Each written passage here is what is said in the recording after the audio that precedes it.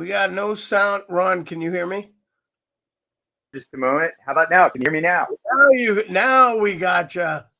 Technology for the win. Hey, everyone, talking to you remotely, which means that, of course, sometimes tech things can go a little awry. But on behalf of Brian, our special guest, Cullen Douglas, and myself, welcome to episode number 51.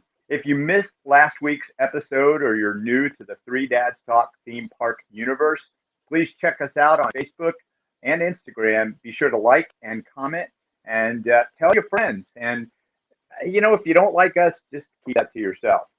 Um, Speaking of episode 51, a little bit of trivia. In 1951, Disney released the film adaptation of Alice in Wonderland. Look, I know everyone's pretty excited about tonight's guest. I know I am. I know Brian is. We were really gushing all over him in the pre-show. He is my twin brother from another mother, and I'd say he makes me look good, but he makes everyone look good. He's giving heart, really. He's a legend from the Disney parks world, and you no doubt know his face.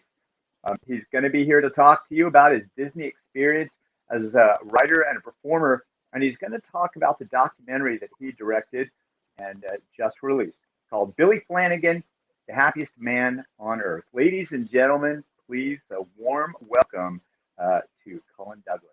Cullen? Hey, thank you guys so much for having me on tonight. It's an absolute pleasure. I'm, you know what? Anytime I get an opportunity to see your face and talk to you, it's a win for me. I want to dive right into it. Um, I wanted to ask if you had ever worked with Billy before helming this film. No, I had never worked with Billy Flanagan. Back when I was at Disney, I of course had heard his name, to the point where people, Yes. every time they said their names, I was felt like I was supposed to genuflect or something because he was legend. And this was 25 years ago. But no, I had never actually crossed paths with him. But then come to find out, jump cut all these years later, we have so many friends in common Right. that making the connection with him was real pretty simple. Yeah. For me, it was almost the same story exactly as yours. Know the same people he knows, so those overlapping circles. Um, but I'd never had the opportunity to actually see. Well, I saw him perform, but I never had a chance to work with him, and I kind of understood the mystique the night that I was stage managing Hoop, and he was there, picked up his shift, and my gosh, I watched him walk out into the center of the dining area at the top of the show, and I looked over at my spotlight tech and I went, I totally get it. I totally get it. Well, I made a conscious decision in the film that I did not insinuate myself into it. I think one time you hear me laughing at a joke that he makes off camera. Um, but the story goes that back in like 82 to 83, I was down at Walt Disney World and I vividly remember seeing the Kids of the Kingdom and going to Epcot. And so, we've moved so much when I was growing up, but somewhere there is existence of some sort of VHS 8 millimeter, and I'm pretty certain that Billy Flanagan was performing. And I remember back then thinking, this is what I want to do. And, life took me in a completely different direction for many, many years. But back in 96, I found myself in Orlando, Florida. I had just finished working on a television series that was filming at the then Disney MGM Studios spots, their lot. And Right. my oldest son had been born, and we were like, you know what? Do we want to go back out to New York City? Are we ready to go to Los Angeles? And I can share the story, or I can wait for the question. But the fact is, that's when my journey with Disney started. That's great. What what was that show? I loved the race to finish the sound stages that was happening between Disney and Universal, and there was a tremendous amount going on the sound stages at those parks. What was the show you were We working were on? shoot we were shooting we had 2 seasons of a show called Big Back, which was a product for the Cartoon Network. It was the Cartoon Network's first live action show, but it was produced by the Children's Television Workshop, which is now Oh, Sesame great. Workshop, I Right. guess. Right. And so it was Jim Henson Muppets and then 3 live actors. And myself and another woman, and then actually another Orlandoite via SAC Theater, Claire Sarah. Um, the two of us, Claire and I, every episode we played multiple different townspeople. So I was everything from the vet to, the town Mr. Fix-It to, it was really sort of a throwback to the days of Romper Room or Captain Kangaroo. And, Right. I literally had like, different wardrobe, different hair and makeup. And it was a really great opportunity for me to stretch my muscles during that time. And then, like I said, when that ended, I had also started to perform over at SAC Theater in Orlando. And I got a call out of the blue. And again, this was before cell phones, it was on my answering machine at home. And it was a casting director for Disney, a gentleman by the name of Russ Jordan, Oh, who's yeah. unfortunately no longer with us. But Right. Russ said, I have heard about you through the grapevine, and we have an immediate opening at the Adventurers Club on Pleasure Island. Would you be interested? And my first question was, what's an Adventurers Club and what's Pleasure Island? And who are you? And so he explained it, and he explained, I had no idea what Pleasure Island was at the time. And he said, come on out and see a show tonight. I'll leave, a pass for you at the front gate. If it's something that you feel like you would enjoy doing, then call me back. So I went, and that evening I got to see some of the most talented people I had ever seen on this Yeah. planet performing and having fun. And the crowd was loving it. And I was like, okay, I kind of thought I was going to be heading back to New York City, but now I've got a baby and I've got this wife here. This looks like it could be kind of fun. And so I called Russ back the next day, and he said, and I don't know if I'm breaking rules by telling this, but it's been 25 years. He said, I need to put you in like this week. And but you also have to go through traditions. So I'm going to have you simultaneously get into the show, and you're going to be taking traditions during the day. That's And so great. everything was very accelerated. And before I knew it, I was Fletcher Hodges at the Adventurers Club. Oh, Uh, so, that's wonderful. and then I started covering some of the other roles. And then I kind of raised my hand with Russ and said, I'm loving performing here, but I know I'm also a director, and I would love to explore that. And so I was paired up with Gene Columbus, and I was made an associate show director. And then at the end of that summer, Russ said, there is an opening over at Streetmosphere over at Disney MGM Studios. And he said, would you like that? You can move over there and be a performer, but we'll also make you an associate show director. And so I was brought in to do that. I was working alongside a gentleman by the name of John Phelan, as well as Tom Vazana. The And the Silver three of Fox. us were working. Yeah. And then what ended up happening, and then I kind of moved into sort of a teacher coach sort of role, in that I was kind of maintaining the show, which was a really weird thing because it was all improv. So it's a really kind of hard thing to maintain. But it was just Right. about motivating people.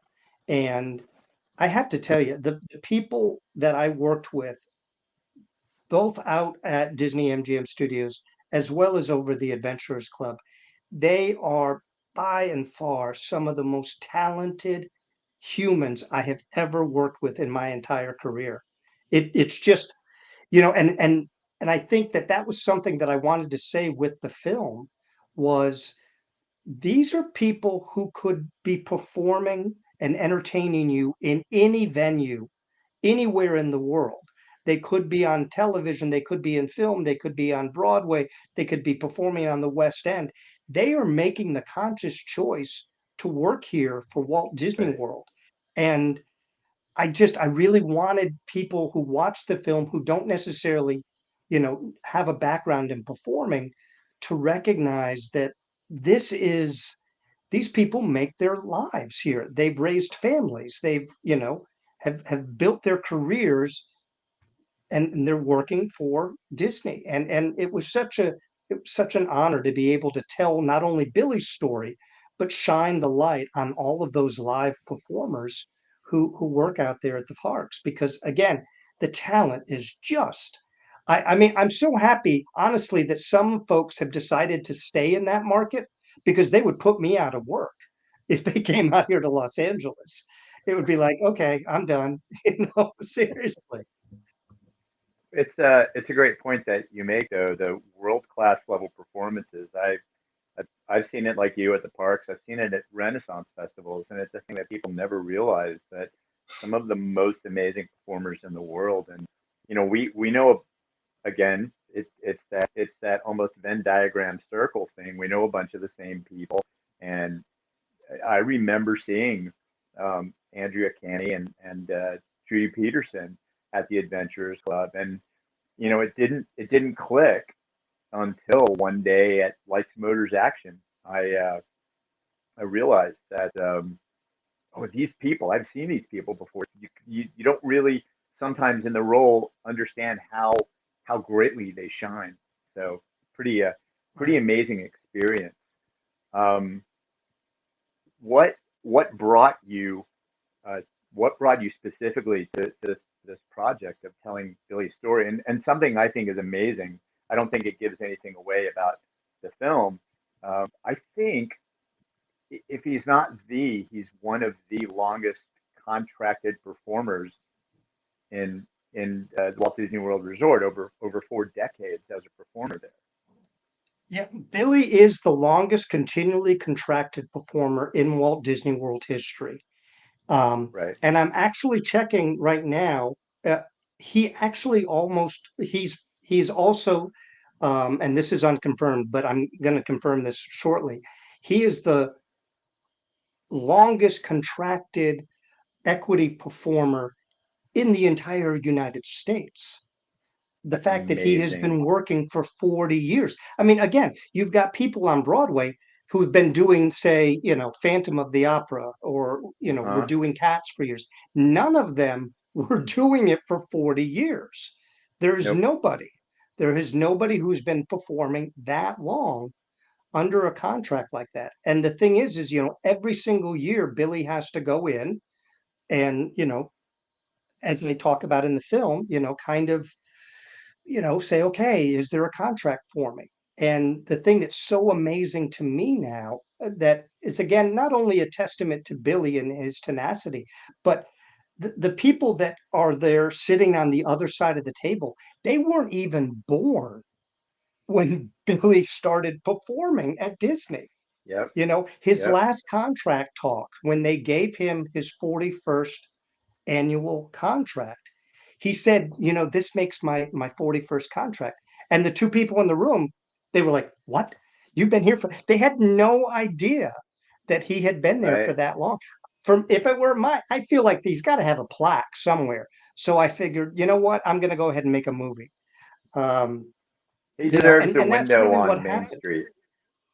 Exactly. Something, the Flanagan shop or something. But Right. what happened was, I have been fortunate as an actor to work pretty steadily, knock on wood, um, as well as to be able to, tell stories as a director.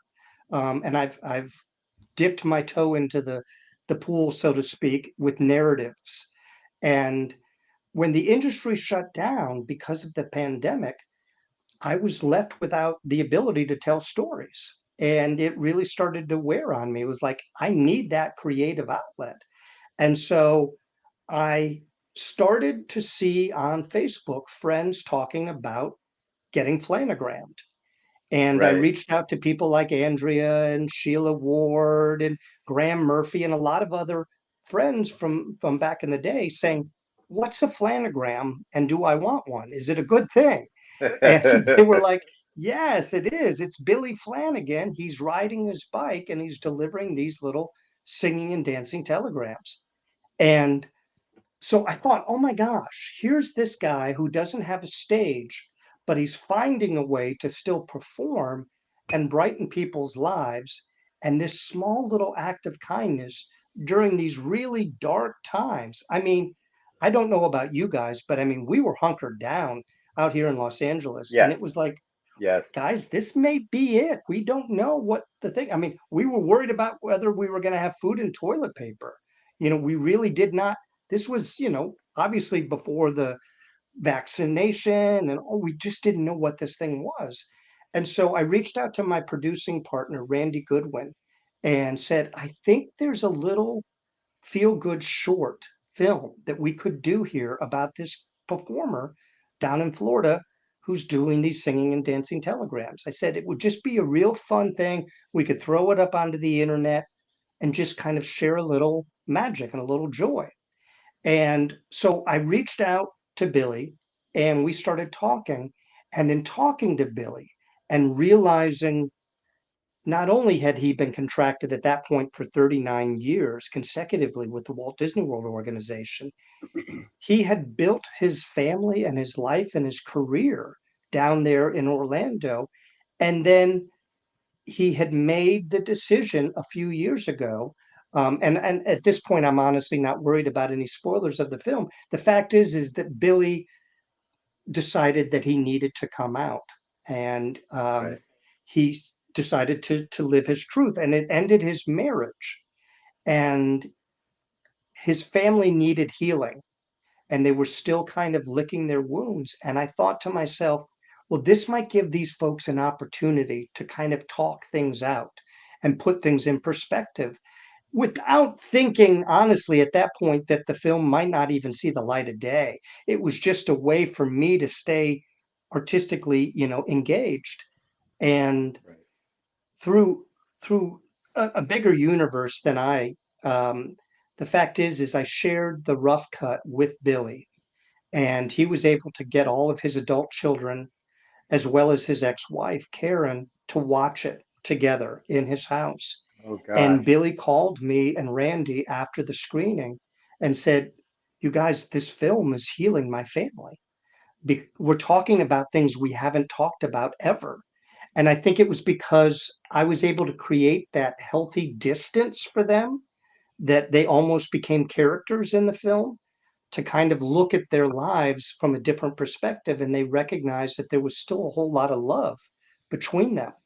And so, Right. I said to Billy that night, and it's remained true, that everything from that point forward as a filmmaker has just been icing on the cake.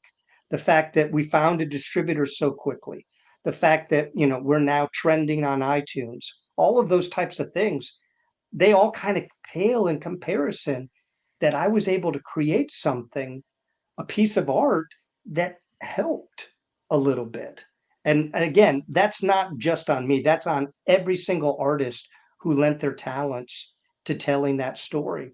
But it was really kind of cool that, art can heal sometimes. And that's what I felt like we needed during the darkest days of the pandemic. So that was really the motivation to try to get this film made.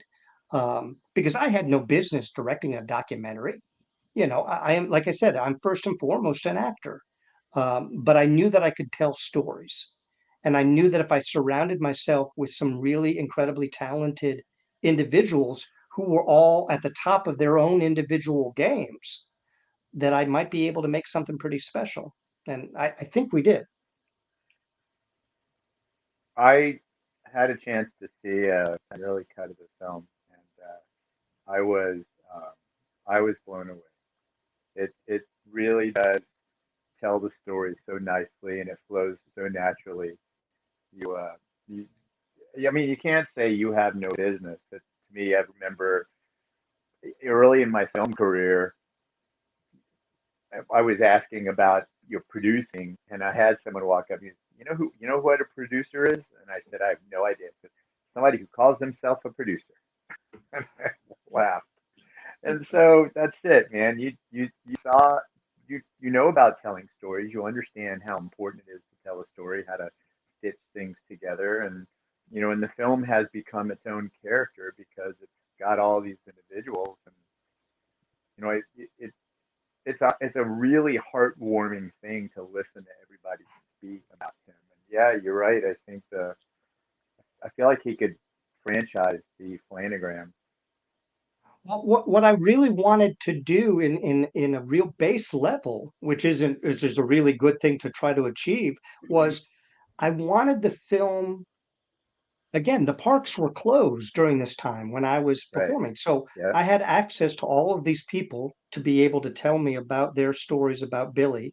We interviewed over 80 individuals, 40 of which ended up in the final cut of the film, not for any other reason than I just couldn't make a mini series. And I had to kind of find a bookend for the whole thing. But the fact Right. is I thought, well, here's an opportunity to give people a Disney experience, even though the film was not made under the auspice of Disney. They knew and were aware that we existed, but we were never doing Yep. anything that was going to be disparaging of the company. If anything, I really wanted it to be a love letter to Disney, as well as to all of Yep. the live performers. And I really wanted the film to almost feel like a day at Disney for an audience, in the fact that we've got some laughs, we've got some awe sweet moments like, over at Small World. And then we got some major kind of scary, darker moments like you're, on Space Mountain or you're on Pirates of the Caribbean. And then there's fireworks. I really wanted that kind of feeling that we all feel after a day in the park when we're walking back to our car of like, wow, wow, I'm spent. Because it's such a great feeling. And I felt like if I could do that same thing with an hour and a half film, how not, why not? Why not? You you described it aptly, and I found it's a thing that Steven Spielberg has perfected, the ability to take you through this roller coaster so that by the time the credits roll, you're as drained as if you were on a stage pouring 90 to 120 minutes of your life out to the audience, and you accomplished that with the film. I didn't realize that until I got to the end of it. I was like, wow, Well, I was I winded. appreciate that. I appreciate that. And again, I think that that's when the writer in me, the storyteller in me, had to take over. You know, the directing came as it came because I would be in Zoom meetings with all of the various departments. Again, I mean, I made the film sitting where I'm sitting because we were in lockdown. My editors, I had one main editor, Jeremy Gillespie, and then three assistant editors. None of us shared space. We never were in an edit suite together cutting the film. My composer lives in Kentucky. My graphic artist lives in Pennsylvania. I mean, we were spread out. My distributor is in Ohio. So we everything was done via Zoom.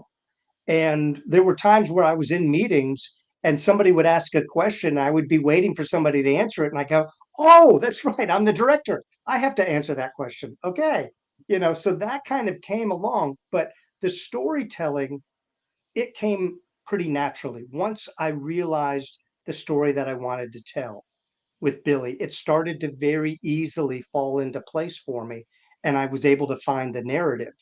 The thing that I was not expecting that threw me for a loop, and thankfully my editor stood up and said we have to address this, and we were sort of in the same exact wavelength, was the fact that when Disney was forced to take those folks that had been laid off and actually fire 720 performers, Yeah. we were already in post for the film, but I knew at that point we had to take a hard right turn and address the elephant in the room, because everybody that you had gotten to know, all of the other interviewees besides Billy, The reality was it was only Billy and one other performer that had been asked to stay on at Disney.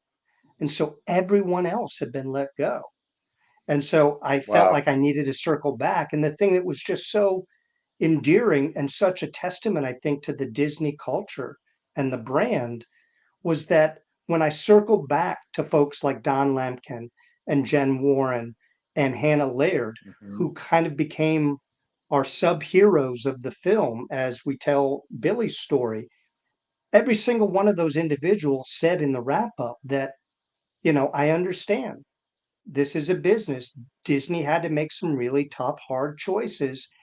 But if they were to ask me tomorrow to come back and perform again, I'm there. And not a Right. single one of them had sour grapes about the whole thing. And you don't find that. If I had made a film about a factory in the middle of America, I doubt that every one of them would say, yeah, I'm ready to come back tomorrow. Because Disney is not only a theme park, it's a life. It just it's so encompassing and it's a family. And that's the thing is, I Yes. still feel so incredibly connected to some of those individuals 25 years later because, it's part of the culture, it's part of traditions. I will walk down the street with my family. I find myself picking up pieces of paper and sticking it in the trash can. And they're like, "What are Yeah. you doing?" I was like, "Yeah, and when I'm like giving directions to people, I'm pointing with two Your finger point. fingers. It's Yep. like, when did this happen? How did this happen? And I love that you brought up earlier the thing with the contract because, for people that are watching or listening, you could always tell in the green rooms across property when contract talks were because there was tension in the green rooms, people were quieter because you never knew. You never knew. It was never guaranteed. So you literally were singing for your supper every year. But to your other point, um, I was at Lights Motors Action for the final day of the show in April of 2016, and there were still 10 years later over 50% of the original contracted performers from the grand opening, and that speaks volumes to the point you made about these stages, these shows, these people become families. Oh yeah. It's huge. I mean, it truly is. And what I was so amazed by, when I was working, I didn't necessarily notice it when I was performing so much because you're in the zone when you're performing. But when I started show Right. directing and teacher coaching and was able to stand back, I started to recognize that not only did Disney create a family amongst its performers and cast members, there were so many audience members and park guests who were like cousins and aunts and uncles and extended family that they Yep. too have become part of it. It's so when the park shut down, I knew that it wasn't only just affecting cast members.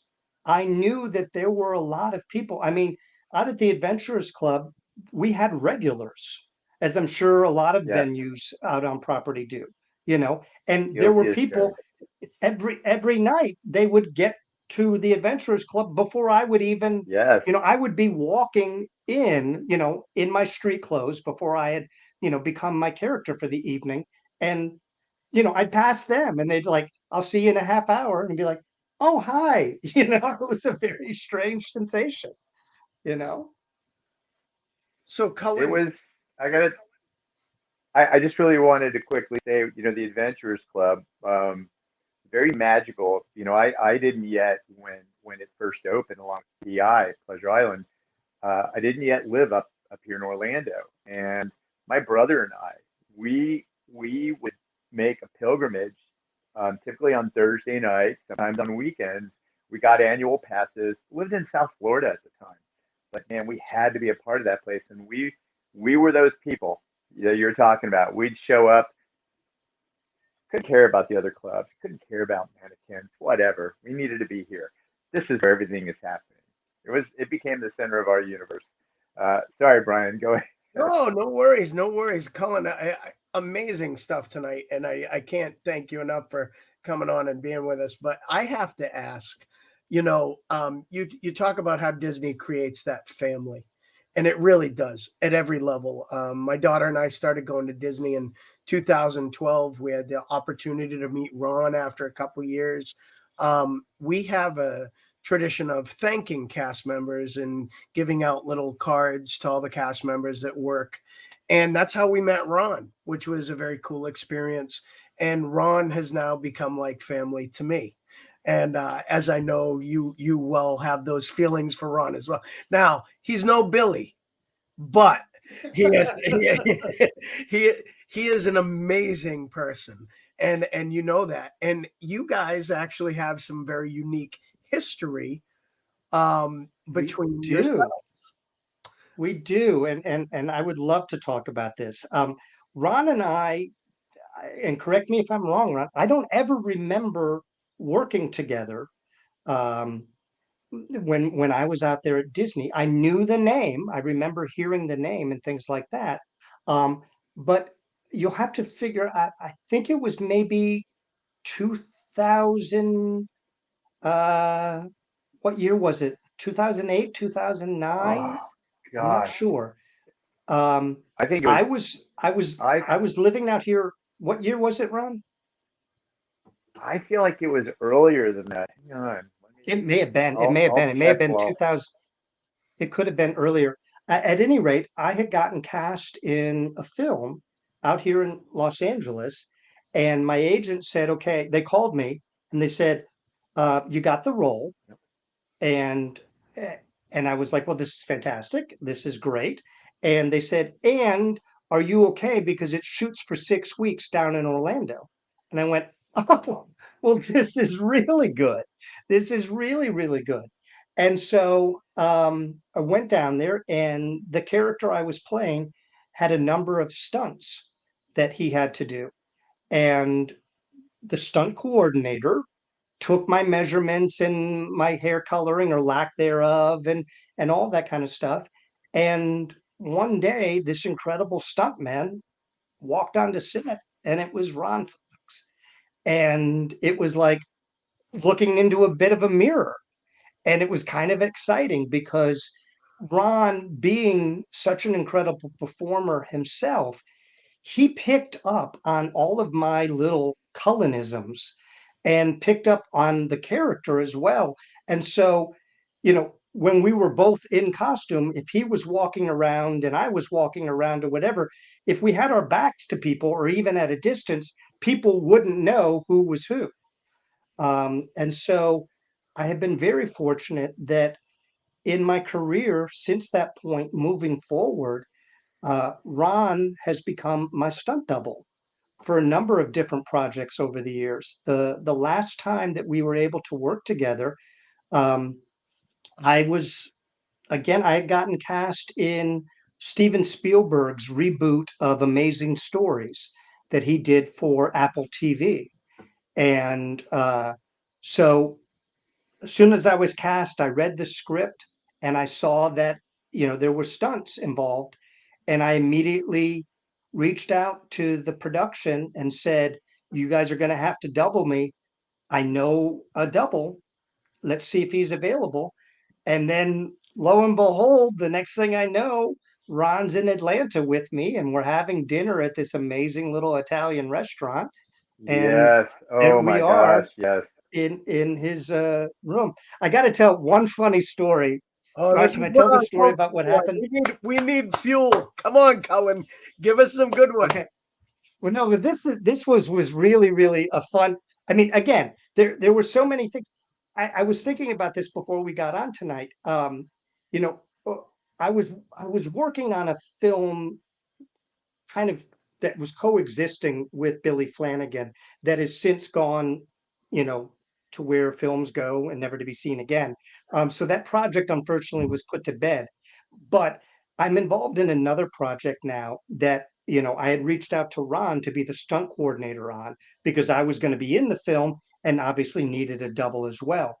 And it's really great because when I was doing Agents of S.H.I.E.L.D., I wanted them to bring in Ron, but they had already hired somebody there for me. And actually, the guy, Dane Farrell, Dane doubled Nicolas Cage before Nick got all cut. And then he actually ended up doubling long term. He was Clark Gregg's stunt double on Agents of S.H.I.E.L.D. So Dane was going to be my guy, but then they realized, hold it, no, we want to keep him for Clark for the whole series. So they ended up finding another gentleman because it was kind of a quick turnaround. But from that point forward, every time I get a script that has any kind of a stunt involved, it's like, I got to call Ron. I want Ron. And everything that up to this point has always involved water. I don't know why, but so when you saw Ron and That's I in right. those overalls, Oh, we that's were, right. we had underneath that, we have wetsuits on and all that kind of stuff. Um, the thing that was really funny though is, I think this picture was taken in Ron's dressing room, and we were shooting overnight, or it was a late night somewhere on a soundstage in Atlanta. And we were in, like I said, we were in Ron's room, dressing room, and his wife called. His wife and daughter were on the phone, and I was sitting right next to Ron.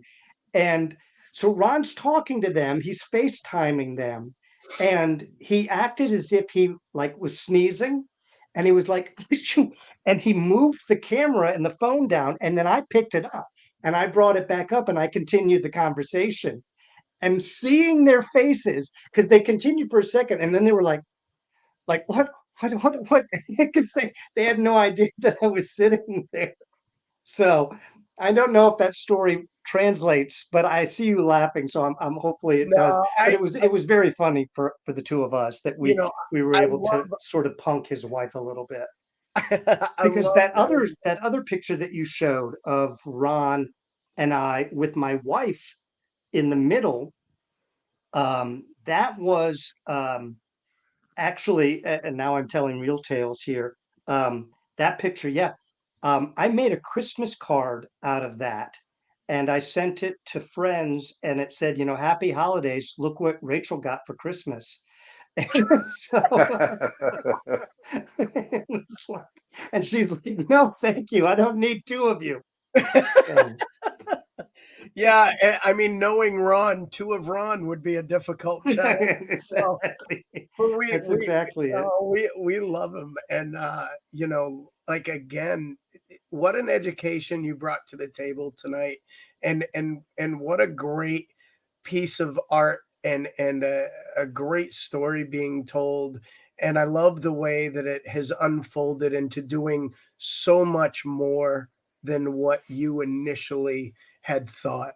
I think the vastness of the story being told there, and the correlation to so many people, families, uh, everyone, the timing of COVID, uh, actually, I think winds up being a bit of a blessing in disguise, to allow you to create something that tells such a story that we can all reach out and relate to, and grasp parts of it to correlate to our own lives and our own challenges. And it really is an amazing job you've done with the film. And, like, I know Ron's super excited about it. I am as well.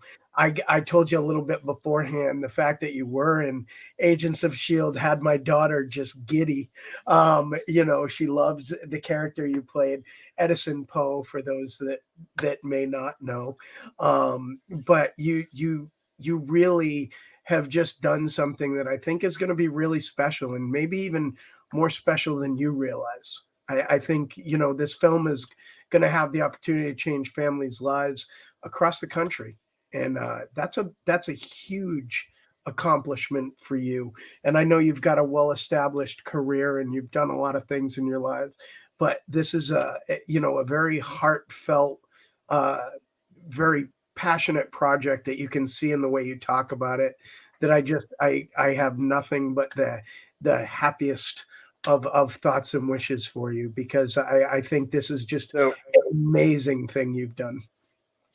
Well, I appreciate let that me so, let me so much. ask, That's incredibly kind of you to say Cullen. that. You know, I'm sorry. No, I keep going. I apologize. Go No, ahead, I finish. was, I no, I appreciate you saying that so much. I think that's the thing is, um, I realized early on that the more specific I got with telling Billy's story, actually, the more universal it became, in the sense that, and you would think it would be the other way around if I had just done it with broad strokes, but by being specific and talking about things that, I personally could identify with. I grew up, I moved all over the country growing up as a kid. I was always the new kid, and therefore I was bullied a lot. And I know that there are other folks who went through bullying in school, perhaps not to the degree that Billy did and things like that, but we can all identify on some level of feeling a little bit on the outside, feeling like we don't belong.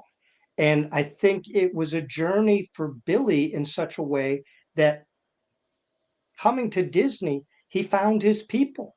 He found the people that his tribe, and I Found his certainly tribe. did when I was working there for Disney. And, there was a real conscious effort that my wife and I, made, and a decision that we mulled over for a very long time was, I had reached a point with my career with Disney that I was probably going to transition out of performing and move straight into show directing. And it was going to be a trajectory that would have offered us some real stability and a community. We had such wonderful friends from within the Disney family and the community there in Orlando at large. Um, but I had also reached a point within my career outside of Disney that I knew that I needed to take that next step. I needed, I was not going to go back to New York City like I had originally planned when I originally came down to Disney. But I knew the next step was going to be moving out to Los Angeles. So in so many ways, this has been for me making this film kind of, like I said, it's a love letter and it's a thank you. I'd like to think that to those people that helped shape me as a performer, as an artist, because, in as much as I stood in front of the castle back in 82 and watched the Kids of the Kingdom and said, I want to do that one day, I never thought that I would actually end up working for Disney. And it informed me Yep. so much as a performer, as a writer, as a director, and certainly as a human, that those are things that I take in, you know, again, I, pointing and picking up paper, I'm all about guest recovery, you know. It's So funny you say that, because I've never worked for the company, but I frequently attend. I definitely frequently attend parks, and I myself, and even my girlfriend, who is you know she's been in Florida since she was 7 years old. We walk through the parks, we see trash, we pick it up. We've never worked there. We give directions. We have seen enough cast members give them that we do the same. We try to replicate what Disney has developed and stood for so many years. And I think that element that you bring up in talking about your film, of the family and the camaraderie and the closeness and everything else, there are so many people that have families at home that when they go to work for Disney, find a different family, and sometimes that different family is closer, better, and stronger than their blood relatives. I have seen so yeah, many people that have that closeness, and there are fans, the people that go to Disney that are that passionate about it. There's plenty of family members at home that think some of those people are crazy. How do you go to Disney every year? Why do you always go? What is it about it that's so special? And if you get it, you get it. And if you don't, you may not. And that's okay, Yeah. but there is such a special element to Disney and to spending time where you can truly escape reality. And I think people that face challenges with societal judgments or bullying or battle things at home that they can escape from momentarily, find a peace, serenity, and togetherness in that environment that just creates a forever passion for them. And like you've really, by telling this story, showcased that passion. Yeah, something literally just came to me that I have not thought about ever in the 2 years in making this film. I'm not really joking about it. Is what Billy did, because former cast members are empowered out there in the parks to turn a day around, guest recovery. And that's really what Billy was doing with his planograms. The guests couldn't come, but he was out there trying. I remember how empowered I felt, when I saw a family, somebody had spilt something on their shirt, and they were going to have dad was going to have to go back to the hotel, and then he was going to miss the ride or whatever. Being able to march that family in to one of the stores and say, pick out a t-shirt, that was just, and they're like, really, it's for us? And I was like, yes. And that's what Billy did. He was just trying to share a little bit of that kindness. So I could have called it Billy Flanagan Guest Recovery. That really could have been, I guess, the name of the story. Well, No, I think the happiest man on earth, really. I mean, that does set the tone. That does set the tone. I wanted to ask you. There's so many key points that are hit in the film. If if you wanted people to take one message away, what would that be? And there's so many. That's why I asked. There's so many different things that you could focus on. I think, gosh, if I had to reduce it to just one, I think it would be maybe to serve as a reminder to everybody that we are more alike than we are different, and that if we can find the commonality between us, that's where growth can happen, that's where healing can happen, that's where maybe I mean, we're living in a divided world right now. We really are. It's not just here in Right. the States. Everywhere in the world, there's the one side and the other side, and I think those moments when we can just kind of go, oh, yeah, well, that's just like me. And not everybody has been to Disney, but I dare say that there are a lot of people on the planet who have been able to experience a Disney park somewhere in the world. And so, at the very, very bare minimum, they all get it. They all get that. And then to be able to examine a particular cast member and his story, it hopefully creates a little bit of that universal feeling that, yeah, we're going to have our differences, but if we can just stop and recognize, like I said, that we're more alike than we are different, that maybe we can bring about some, you know, connections. For me, I've always said in any kind of film that I make, the the most important part of the film is the conversation afterwards. It's the car ride home. It's after you've turned off Netflix and you're in the kitchen making a sandwich. It's that when people go, "Oh yeah, remember that part and remember that," and da da da, da. And because that conversation can start to really change people's mindsets, and I'm Right. working on a film right now with my producing partner, Randy Goodwin, as well as Tom Verica, who is the executive producer and director of Netflix's Bridgerton, and oh, then Jeff Perry, who is one of the co-founders of Steppenwolf Theater. And the four of us are telling a story about a gentleman who lost his entire family to gun violence. And again, that film is trying to take an empathetic view of someone's world, and not from a sympathy, not from, oh, I feel sorry for you because you lost your family, but really to get Right. into it. And like you were saying earlier, in creating a film where people can identify themselves and find familiarity, that and hopefully is going to go, well, I'm not like Billy in this way, but I sure am like him in this way. He's a very loving dad. He's raised some amazing kids. Okay, I can identify with that. I can identify with becoming a workaholic and struggling to make ends meet.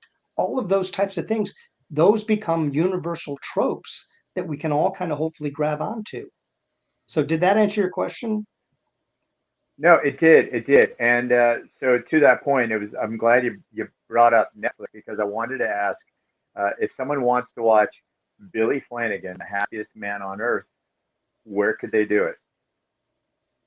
Right now, we are streaming online on Amazon Prime, as well as Apple, iTunes, Vudu, um, Google Play, YouTube, as well as we are part of the DirecTV network of on-demand programming. So if your local cable provider is, Charter or Cox or any of those types of things that fall under the DirecTV umbrella, you can watch the film on demand there. Additionally, on November 15th, not too far, about 20 days from now, um, the film is actually coming out on DVD. And you'll be able to buy Oh, the great. DVD not only from Amazon, but you can also purchase it at Barnes and Noble and at Best Buy. And a lot of other retailers are going to be stocking the film just in time for the holidays. um, but right now we are, and we actually, as of this week, we're now streaming in South Africa, in New Zealand, and Australia. And then by the end of the month into November, we'll Janine, be streaming in Ireland, all of the UK, and then parts of Europe. we have a dedicated viewer from Australia, so she will be very happy to hear that. Yes. Yep. She can watch it. She will be very excited. And if you say hi to Janine real quick, she'll probably really enjoy the shout out too. Janine, I invite you to watch the film. I hope you enjoy it. Um, the only thing that's different in your version is Billy bikes backwards. But other than that, you're going to see the exact same film that everybody else does. Oh, well, Cullen, on behalf of myself, I can't thank you enough for joining. And I know Ron was super excited to have you, and you did not disappoint at all. Like you really, you tell a wonderful story, and I wish you the best success with this film and your next project because you're clearly trying to make a difference in the world and the way people view things. And that's the type of art we need to see more of. I just think there's not enough people um, touching people's hearts with reality as much anymore.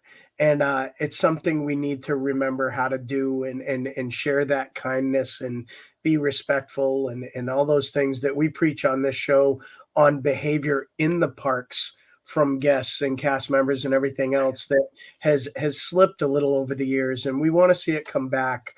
And there's a cultural shift, and you're doing everything in your part to bring it back to the right place. And truly thank you for everything you shared with us this evening. And I'll let Ron kind of wrap it down tonight because he's our host for the evening. But on just from my own heart, you really touched me with the story, and I can't wait to see your next project and wish you continued success at every level.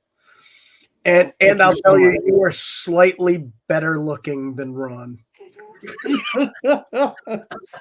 No, okay, well, but Ron slightly has more hair than I do, so there you go. Very slightly. We're all in the same boat in that one, though, my friend. That's right. That's right. I just wear a hat because of the glare. I didn't want to. This could be seen in I Australia. I loved No. I loved that on this the beauty of the hair and makeup team. They will.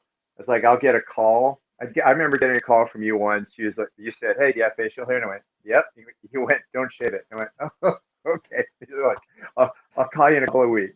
And you show up. They're looking at the top of our heads. And they're that flex stuff that people use. They're Oh like, yeah. Oh "Yeah." yeah.